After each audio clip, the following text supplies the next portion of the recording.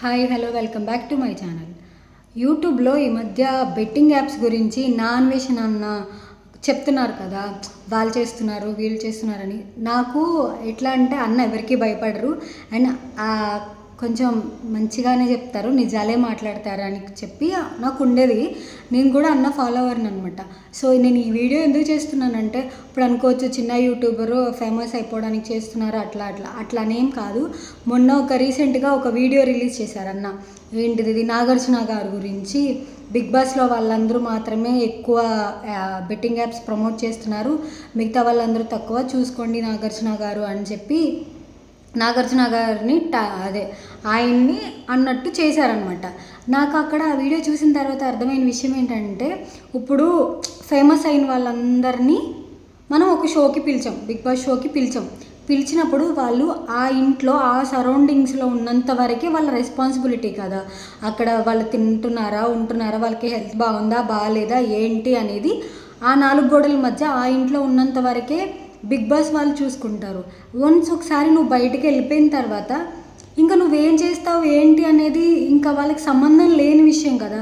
ఇప్పుడు మా షో చేసావు, నువ్వు ఇట్లానే ఉండాలి లైఫ్ లాంగ్, ఇవి చేయొద్దు అని బిగ్ బాస్ వాళ్ళు ఎందుకు అంటారు? అన్న కూడా ఎందుకు ఊరుకుంటారు? కంటెస్టెంట్లు కూడా ఎందుకు ఊరుకుంటారు? ఊరుకోరు కదా.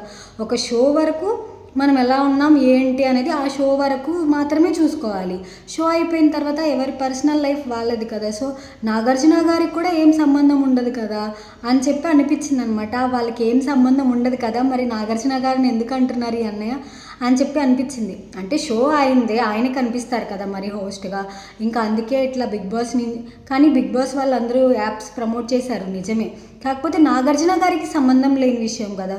బిగ్ బాస్ షోని కూడా నాగార్జున గారు చూడరేమో అని అనుకుంటా. ఎందుకంటే ఆయనకి అసలు టైం ఉండాలి కదా, మూవీస్ చేసుకుని బయట వాళ్ళ ఫ్యామిలీ అంతా చూసుకుని వచ్చి అసలు కంటిన్యూస్గా. మనకంటే పని పట్ట ఏం లేదు, చూస్తూనే ఉంటాం 24 hours.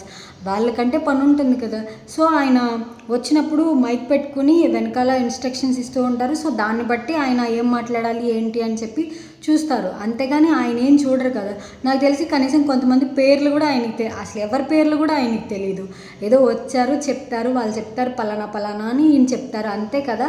ఈయనకి ఏం సంబంధం అని చెప్పి అనిపించింది అనమాట అన్న చేసిన వీడియోల్లో. ఈ వీడియో కొంచెం నాకు అట్లా నాగార్జున గారి గురించి మాట్లాడినప్పుడు ఈయనకి ఏం తెలియదు కదా, ఎందుకు ఈయన్ని అనడం అని చెప్పి అనిపించింది.